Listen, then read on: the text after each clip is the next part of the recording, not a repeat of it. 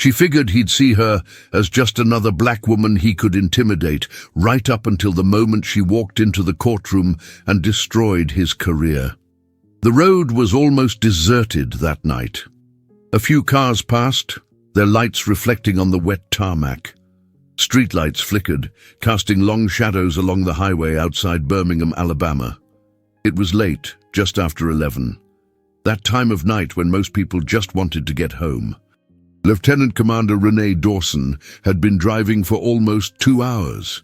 Her fingers tapped lightly on the steering wheel as she hummed softly to the mellow tune of an old jazz song playing through the speakers. She wasn't in uniform, just a simple black jumper and jeans, her hair tied back. She didn't stand out, or at least she didn't think she did. Then she saw the lights in her rear-view mirror, red and blue flashing, rapidly approaching. Her stomach tightened, not from fear, she knew how these things worked, but from weariness. She signaled, pulled over to the hard shoulder, put the car in park, took a deep breath, and kept her hands visible. She'd been in the armed forces long enough to know the protocol.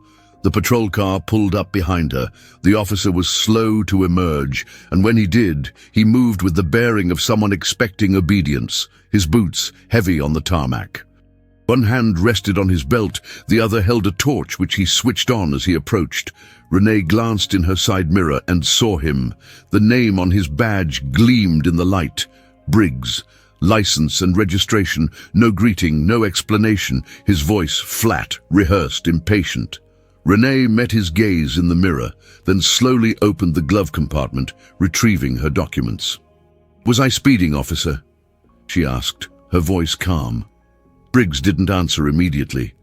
He took the papers from her hand, holding them slightly out of her reach, while he took a look around her car. "Tail lights out," he said. She frowned. "That can't be right." Briggs finally looked at her. "Are you arguing with me?" A moment of silence passed. Renee felt the shift in the air, that silent moment where power meets resistance and one party waits for the other to yield. She'd seen it before, in briefings on overseas bases, in training to prepare sailors for the world outside the Navy. She knew what to do, but she also knew her rights. "I'm just saying," she replied calmly, "that the tail lights were checked a few weeks ago, but if there's a problem, I can get them fixed." "Get out of the car!" Briggs interrupted her, as if he hadn't heard a word. Renee exhaled slowly. She glanced at the traffic ahead. No witnesses. She tapped the steering wheel once, then pulled the handle. "Will you tell me why?" she asked. Briggs tilted his head, a smirk playing on his lips. "Because I said so." She let the phrase hang for a moment, then unbuckled her seatbelt and pushed the door open. The night air was colder than she'd expected. She placed her feet on the tarmac with a relaxed but measured stance. She wasn't looking for a fight, but she wouldn't be intimidated either. Briggs stepped back, assessing her. She felt his gaze, trying to calculate what he could do without resistance. "Turn around, hands on the car." He hesitated. "Why?" Briggs stepped forward, and his smirk vanished. "Are you resisting?" Renee held her ground. "No, I'm just asking." Something flickered across his face, perhaps irritation, perhaps amusement, but without warning he reached for his radio. "We have a non-cooperative driver here," he muttered into the speaker. Then louder, "Turn around." Renee's pulse quickened, but her face remained impassive. "Officer, I need you to understand something," she said, her voice low and steady. "I know exactly what I can do, and I know exactly what you can't." Briggs didn't like that. He gritted his teeth. "You're under arrest," he said, reaching for her wrist. Renee moved before he could touch her, stepping back far enough to evade his grasp. "Arrested for what?" Briggs produced the handcuffs. "Obstructing an officer." She exhaled sharply through her nose. So he was playing this game. Her military training kicked in, her heart beating steadily, her breathing controlled. She knew she had two choices: comply and fight later, or resist and risk escalating the situation. She wasn't going to become another statistic. With slow, deliberate movements, she placed her hands on the car roof. The metal was cold against her palms. Briggs wasted no time, yanking her arms back forcefully, tightening the cuffs excessively, before shoving her towards the patrol car. "You don't know what you're doing," she muttered. Briggs laughed, pushing her into the car. "Madam, I know exactly what I'm doing." But he didn't. Not really. The hard plastic seat of the patrol car pressed against her back. Renee remained still, the handcuffs burning into her wrists, her breathing measured. The door slammed shut behind her, sealing her inside. Outside, Briggs returned to his vehicle, muttering something into his radio. She looked at the partition separating the front of the car, seeing her reflection, calm, composed. But beneath that facade, something simmered. She had faced combat training, high-risk missions, interrogations in foreign territories. But this was different. This was a man with a badge, intoxicated by power, convinced of his invincibility. A few minutes passed, then 5, then 10. She shifted her wrists slightly, testing the handcuffs. They were too tight. He'd done that on purpose. The driver's door opened, and Briggs got in, whistling. "Well, well," he murmured, fastening his seatbelt. "Let's go for a ride." She didn't reply. He started the car and pulled away, the emergency lights still flashing. She could see their reflection in the side mirrors, staining the road behind them.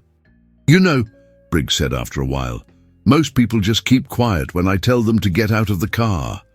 Renee exhaled sharply through her nose. "And most officers don't arrest someone for questioning a traffic stop." Briggs laughed, shaking his head. "Madam, you must really think you're somebody." She looked at him through the glass. "I don't think. I know." This made him hesitate for a second, his fists tightening on the steering wheel, a flicker of irritation breaking his arrogant facade, but he quickly masked it. "Military?" he asked, suddenly changing tack. She didn't answer. "I figured," he said. "You have that above-the-law attitude." He smiled. "I bet you thought I'd back down if you threw that in my face, didn't you?" She remained silent. Briggs clicked his tongue. "Such a shame," he said, shaking his head. "If you'd just kept quiet, we could have avoided all this." She clenched her jaw. His audacity, as if her actions were somehow her fault. The police station building came into view, a low grey brick building near the main road. The car park was almost empty. The processing routine was slow, and for now, it seemed she was the only guest. Briggs parked in a reserved space near the entrance, switched off the engine, and looked at her through the partition. "I love it when they make it easy," he murmured. Before she could respond, he got out of the car, slamming the door behind him. A second later, her door opened. "Let's go," he ordered. Renee winced slightly as she got out, feeling the handcuffs biting into her skin. He hadn't loosened them. She kept her head high as he guided her inside, past the reception desk, past the sergeant, and straight to the processing area. The cell block smelled of stale coffee and sweat. A metal bench lined the back wall, with a steel door leading to the cells. Briggs thawed her out just long enough to put her through the process. Fingerprints, photograph, the works. The officers behind the desk barely looked up, simply going through the motions. She'd seen this kind of indifference before. It was the same indifference that allowed men like Briggs to thrive. When it was over, he grabbed her wrist again and led her to the cells. "So, think you're clever, do you?" He muttered low. She glanced sideways, offering no reply. "Don't need to think." His grip tightened, and she knew she'd hit a nerve. This was the type of man who tried to subjugate others. She knew it. He chuckled, shoving her against the cell bars. She turned to watch the bars slide shut between them, but Briggs didn't stop looking. He offered a smirk and continued his hunt. Renee took a deep breath, feeling the chill of the metal through her jeans. The feeling of being confined wasn't new to her, but this place, this moment was different. The smell of sweat and stale coffee mingled with the sound of officers' footsteps passing nearby. She didn't feel fear. She felt anger, a controlled anger, like a sharpened blade ready to cut. Her mind was quiet, but with each breath, each thought, her determination that this wouldn't be the end renewed itself. She looked at the metal bench, harder and more uncomfortable than she'd expected. Her mind wandered for a moment, remembering other nights spent in far worse places, in training camps, on military operations. But this prison didn't taste the same. She wasn't in enemy territory. She wasn't being hunted by a foreign army. The enemy was far closer, and that enraged her more than anything. She heard Briggs' footsteps approaching again before she even saw him. The sound of heavy breathing, of arrogant posture. He was coming back for another one of his superiority jokes. She knew he was feeding off his own sense of power, but Renee wouldn't let him win. He might have the uniform, the badge, the authority, but he didn't have the control he thought he did. Briggs appeared in front of her cell, standing there with that smirk, the same smirk of someone who believes they have the upper hand. He leaned closer to the bars, looking at her with an expression that ranged from arrogance to amusement. "How are you feeling, Lieutenant?" he asked, attempting an intimidating tone, but she detected the tension in his voice, the nervousness masked beneath the facade of confidence. Renee stared at him without speaking. The silence between them was thick, but she knew he was just trying to provoke her. He wanted her to despair, to beg for help, but she wouldn't be that easy. She wouldn't be another victim. She wouldn't give in. "Bet you never thought you'd end up like this, did you?" Briggs continued, watching her with a look that blended curiosity and contempt. Locked up, unable to do anything, just like a common criminal, just another one, another black woman defying authority. Renee remained calm. Those words, though cruel, didn't hold the power he thought they did. She knew exactly what he was trying to do. But instead of falling for the provocation, she let a quiet smile grace her lips. "I'm not another one, Briggs," she replied, her voice firm and serene. "I'm exactly who you never imagined I'd be, and you'll regret putting me here." Briggs laughed, but his laughter sounded forced, as if the confidence he was trying to project was starting to waver. He shook his head and took a step back, leaving her behind, still inside the cell. The door slammed shut, and the sound of his boots fading away was the last sign of his presence. Renee closed her eyes for a moment, feeling the tension dissipate. The battle wasn't won, but she knew Briggs's greatest enemy was his own pride, and he would ultimately be defeated by it. All she needed to do was wait. What Briggs didn't know was that she had been in control of the situation all along. He just didn't understand it yet. The hours passed slowly, the ticking of the clock echoing in the silence of the cell. Renee didn't move. She remained in position, eyes closed, breathing steadily, concentrating. When the cell door opened again, she already knew what would follow. A younger police officer entered the room, a man who looked nervous but determined. He stopped upon seeing Renee, who sat impassively, observing him without reaction. He hesitated for a moment before approaching. "Madam," he began, his voice low as if he didn't want to be overheard. "We have a situation. There's a solicitor here for you. He says he's in contact with the defense and wants to speak with you." Renee looked at him but didn't get up. Her posture remained firm, but her heart quickened slightly. A solicitor. Finally, someone was starting to do something to change the situation. "I knew this would happen sooner or later," she said calmly, a slight smile playing on her lips. "It's time to start playing the game. Bring this solicitor in. I have some things to say." The officer hesitated for a second, but then nodded and left, returning shortly afterwards with a man who, even in his simple professional attire, carried an air of determination. He approached Renee, giving the officer a quick nod before turning to her. "Lieutenant Dawson?" he asked, his voice deep and authoritative. She nodded, watching him intently. I'm Solicitor Michael Collins. My office has been contacted. We're beginning work on your defense, and you no longer need to worry about this. Briggs is under investigation for misconduct, and we're taking care of the rest. Renee was silent for a moment, absorbing the information, the investigation, the support. The solicitor's words were a relief, but she knew the fight was only just beginning. If Briggs was truly held accountable, it would mean something bigger was at stake. It was an entire system that needed dismantling. I knew there was more to this, she said with a lightness in her voice, but a firmness that couldn't be ignored. I'm ready to proceed. Let's put this man in his place. Michael Collins smiled slightly, but there was a glint of respect in his eyes. He knew he was dealing with a strong woman, a woman who wouldn't be easily swayed. Her fight was more than just a simple legal battle. It was a fight for justice, for dignity, and for everyone who, like her, had been wronged. The solicitor stayed for a few more minutes, giving instructions on the next steps and assuring her that evidence was being gathered, the investigation was being expedited, and that Briggs would soon face the consequences. As he rose to leave, Renee felt a slight smile appear on her face, not from relief, but from the feeling that finally the tide was beginning to turn. She was no longer trapped. And Briggs? Well, he was about to learn that the power he held was fragile.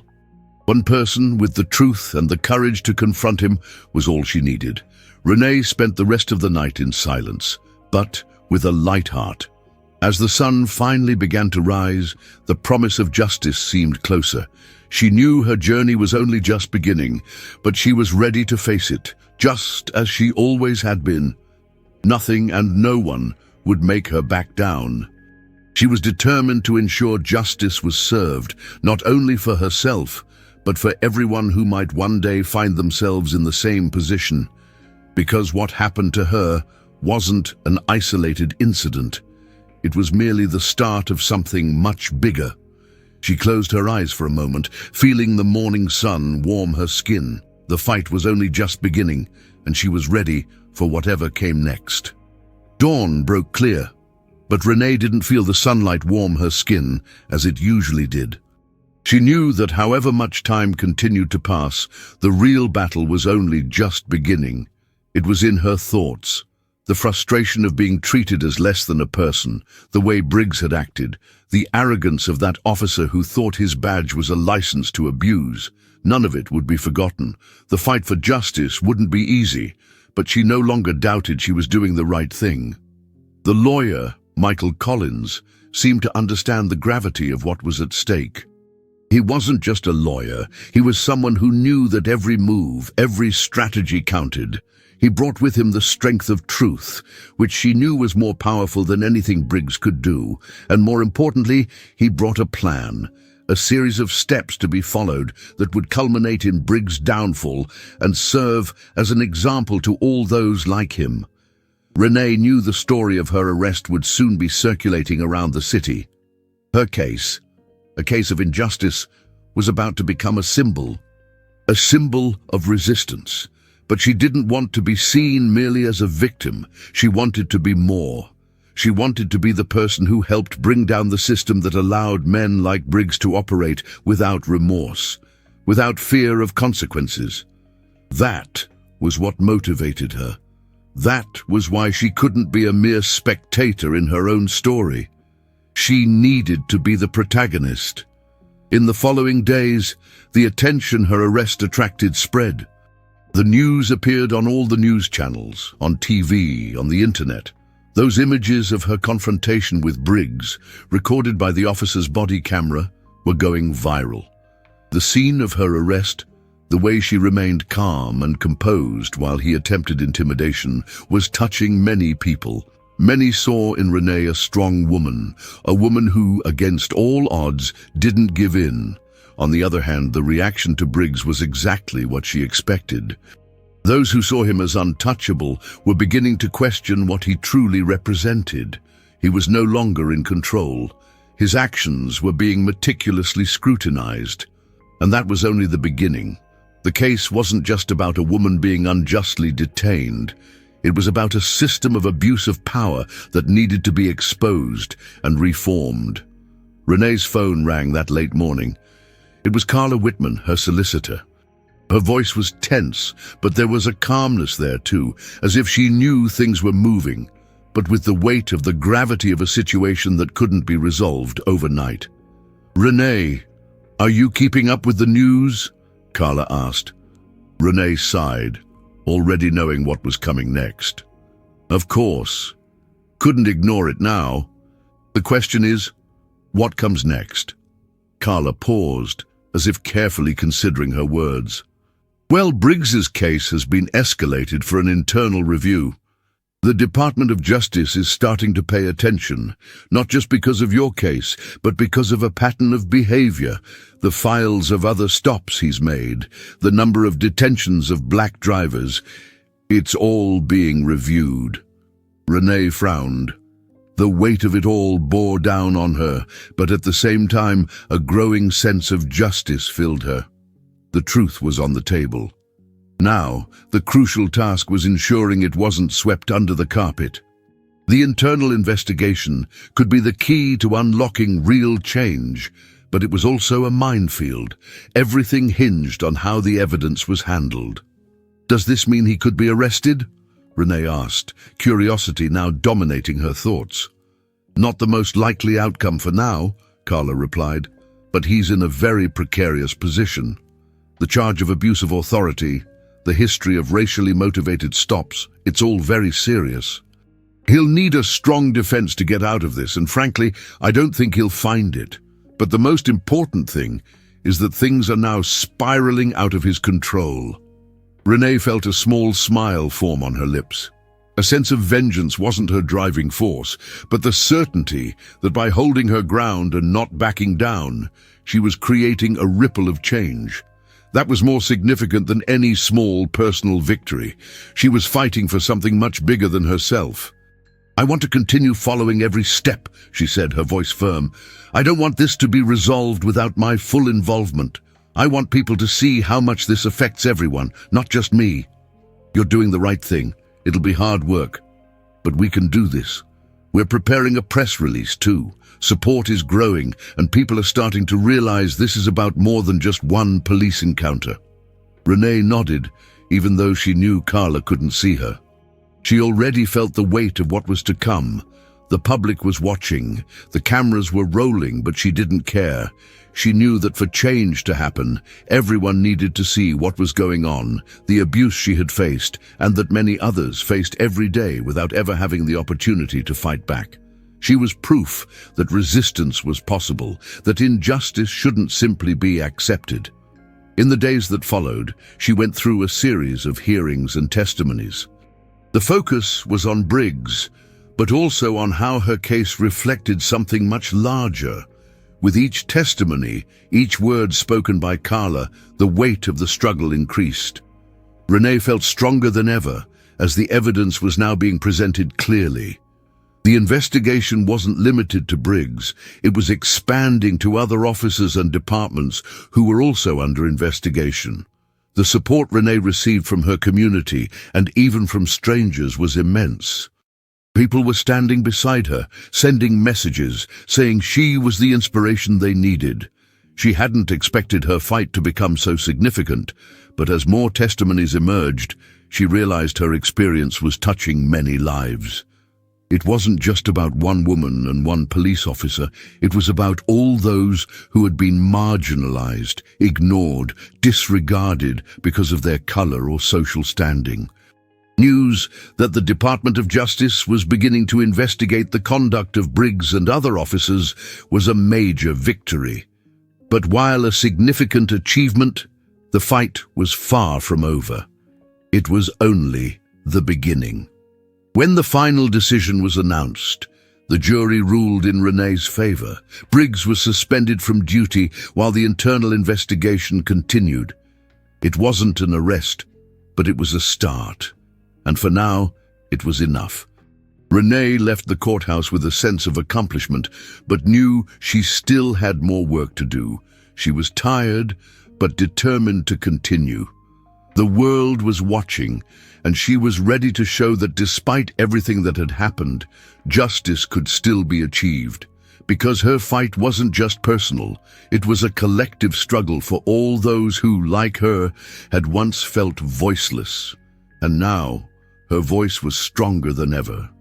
Change was on the horizon, and she knew that with everyone's support, the system would be challenged. The fight was far from over. She had taken the first step, and with that, a new era of resistance and justice was about to begin. The court's decision was a landmark, but Renee knew the battle was far from over. In that moment, she didn't feel victorious, but rather like someone who had only taken the first step on a longer, more difficult journey. The system that allowed Briggs and so many others to act as they did was still intact, and she knew her fight wasn't just for justice for herself, but for the overhaul of a system that needed dismantling. She felt a mixture of emotions, but the strongest was the certainty that the fight had a higher purpose than any personal victory. As she prepared to leave the courthouse, the weight of Briggs' suspension began to dissipate. It wasn't enough. She knew he was still free, still able to be part of the system he had helped corrupt. The process was only just beginning, and the internal investigation needed to be taken seriously. The cameras had captured his arrest, but the most important thing now was to ensure that the abuse of power wasn't simply buried. The eyes were on her, but they were also on the system. The work was only just beginning. Leaving the courthouse, Renee was met by a small crowd forming on the pavement. Most were journalists, but there were also ordinary people, those who, like her, were tired of seeing the system manipulated by people who believed they were above the law. The sight of them spurred her on. She wasn't alone. In fact, there was a growing network of people willing to stand up and fight against the abuses of power that occurred every day. Her phone rang again. This time, it was Michael Collins, the lawyer representing her. His voice, though professional, had a different vibrancy, as if he knew a new chapter was beginning. "Renee, we have good news. The internal investigation into Briggs is moving faster than we anticipated. The Department of Justice has begun taking statements, and the pressure is mounting. We're going to get this case moving. It won't be quick, but victory is within our grasp." Renee didn't let herself be carried away by euphoria. She knew that every move, every word spoken from then on would have a significant impact. The internal investigation into Briggs and the growing public support were victories, but there was still much to be done. With each passing day, the approach of justice became more palpable, but the reality that the fight would be long and full of challenges didn't escape her mind. This doesn't end with his investigation, Michael. This is just the beginning. We can't be content with just his suspension. We need him to pay for his mistakes, and we need to ensure that others like him are held accountable too. Michael nodded, though she couldn't see him. "I know, Renee, and we're working towards that. Every statement, every piece of evidence we present only strengthens our position. And you know what else? This investigation is creating a domino effect. Other cases of police misconduct are being reopened. What you've done here is creating a wave that goes far beyond what anyone imagined." Those words resonated deeply with Renee. What she had done wasn't just a personal fight. She knew that by resisting and fighting, she was part of something much bigger. Her case was creating a platform for so many other voices that for years had been silenced. Unbeknownst to her, she was becoming a symbol of resistance. This responsibility weighed heavily on her, but it also motivated her more than anything else. In the following days, the outpourings of support multiplied. People began staging peaceful protests demanding justice not only for Renee, but for all victims of police brutality. The burgeoning movement had deep roots in the community, but it also spread to other locations, reaching distant cities and states. What Renee experienced was no longer an isolated incident. It was a reflection of something larger, something that needed to be transformed.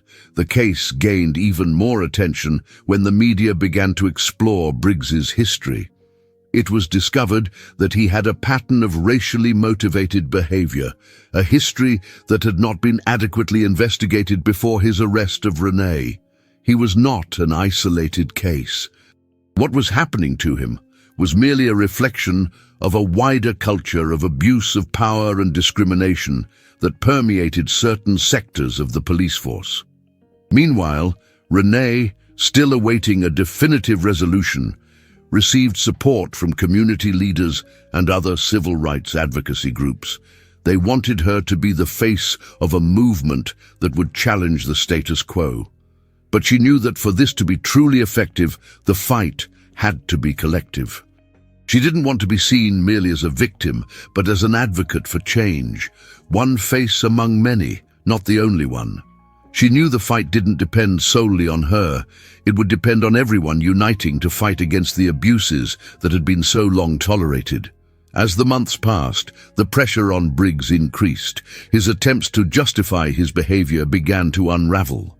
There was no longer room to deny the reality of the accusations. The investigation deepened, and his future in the police force seemed increasingly uncertain. More and more testimonies began to emerge, revealing a network of improper conduct on the part of other officers as well.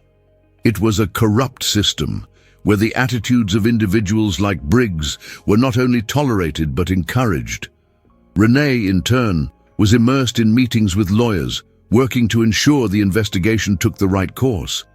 She was determined not to let her case be forgotten. She knew that, with the strength of the community and legal support, it would be possible to pave the way for those like Briggs to face the consequences of their actions. Finally, the night arrived when a new turn of events occurred. The investigation led to an internal decision that would be released to the press the following day. The Department of Justice, after reviewing the evidence and testimonies collected, decided that Briggs would be removed from his duties. He would be subjected to a formal internal investigation, and the charges of abuse of authority would be treated with the seriousness they deserved.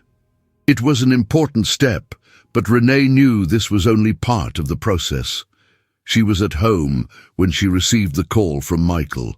His voice, although tense, conveyed a sense of victory. "Renee, we did it. Briggs has been removed from his duties. The investigation into him is officially open. The case is being referred to a court of law. Now we can move forward."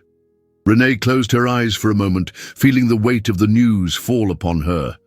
It was a relief, but it wasn't the end. It was just another step. She still had a long way to go, but this step meant she was part of something bigger than herself. She was helping to open doors for those who, for so long, had no voice. "We will continue," she said firmly. "This isn't over. This is just the beginning." She knew the world was watching her. The fight wouldn't end until there was real change, a change in the system, a turning point in the lives of all those who, like her, had been silenced for so long. The road ahead would be long and arduous, but Renee was no longer prepared to yield. She had started something, and she would see it through. She knew that with patience and determination, justice would prevail. Because the true victory wasn't about her. It was about everyone fighting for equality, for dignity, and for the rights that are rightfully theirs. Time passed, and Renee's fight continued to expand into something far greater than she could have ever imagined.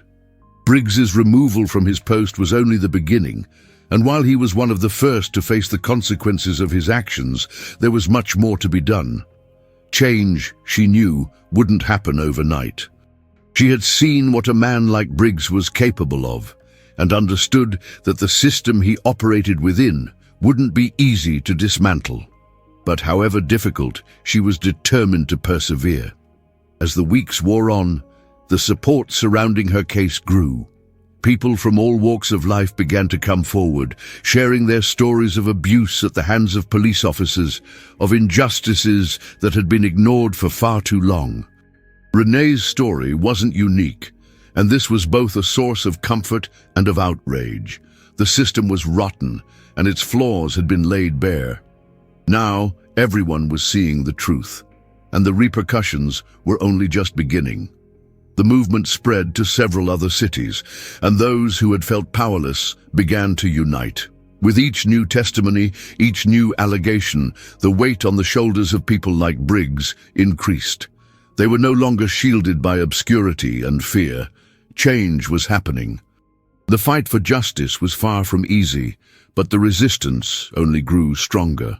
Meanwhile, Renee remained steadfast.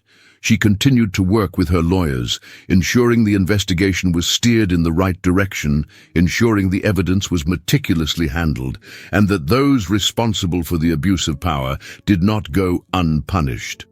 But she also knew that her battle wasn't just for justice for herself. She was fighting for everyone who had been a victim of abuse of authority and the systemic biases that perpetuated themselves within institutions. With every step she took, Renee felt her vision expanding. What began as an individual fight against the oppression of a corrupt police officer had transformed into a fight for equality, for the rights of all who had been marginalized, disregarded, or mistreated. The justice system needed restructuring, and she wouldn't rest until it was done. Her determination didn't go unnoticed. Many people who had previously been silent began to speak out, to unite in support. Demonstrations became more frequent, more organized. The streets filled with voices rising up for justice, for change, for equality. People began to realize that their fight wasn't just that of one woman who had been wronged, but the fight of everyone who for so long had been ignored, marginalized, or silenced. The support of her community was invaluable. However, Renee also knew that she couldn't do this alone. Things were changing, but she needed everyone involved to maintain the pressure, to not give up. She didn't want to be remembered only for her case, but as part of a movement that would forever alter the power dynamic between authorities and citizens. It was a fight for a better future, for a society where justice wasn't just a privilege for the few, but a right for all. Support also extended from within institutions. Many prominent figures, both in the public and private sectors, began to speak out in support of Renee and the movement she was helping to create. It was no longer just an isolated case. It was resistance against the abuse of power. And she knew that victory wasn't guaranteed, but that it was possible. Finally, the investigations began to bear fruit. Briggs's case, which seemed to be just the trigger, expanded. More evidence of abuse of authority was found. Other police officers, other officials, were called to account for their actions. The fight Renee initiated was tearing down walls that seemed insurmountable. And, as more and more cases of abuse of authority were exposed, the voices became stronger, more united. Renee was no longer just fighting against a single man. She was challenging an entire system, a system that for too long had been fueled by inequality, violence, and fear. But her strength, her courage, were inspiring others to do the same. The resistance was collective, and every step taken by those who rose beside her made a difference. Change wouldn't happen all at once, but it was underway. In the days following Briggs's removal, the weight of responsibility of being a symbol became clear to Renee. She knew she couldn't stop now, couldn't turn back. The movement she had helped initiate was in full swing, and she was ready to follow every step. She didn't want to be remembered just as the woman who challenged a police officer. She wanted to be remembered as the woman who helped change a system. The judicial process ran its course, with investigations deepening, new evidence being collected, and new testimonies emerging. The pressure on those responsible for the abuse of authority increased. For every step Renee took, more people joined the cause. The transformation of the justice system was underway, and however difficult it was, she knew that change was materializing. In the end, the system would be reformed, and she would be a part of it. Every step taken up to that point was an achievement, but she knew the biggest challenge was still to come. The fight for justice wasn't something she could end alone, but she knew that, with the help of everyone who stood beside her, victory was possible. Renee lifted her head, feeling the energy of change around her. The demonstrations were growing, and the authorities were being forced to account for their actions. The road would be long, but she had no doubt that with perseverance and solidarity, the future would be different. She had taken the first step, but what came next was the most important. The victory wouldn't be just personal. It would be for all those who, like her, were rising up against injustice. And at that moment, she knew the fight wasn't over. It was just beginning. The future was shaping itself before them, and she was ready to face it head held high. The movement was growing, and change was on the horizon.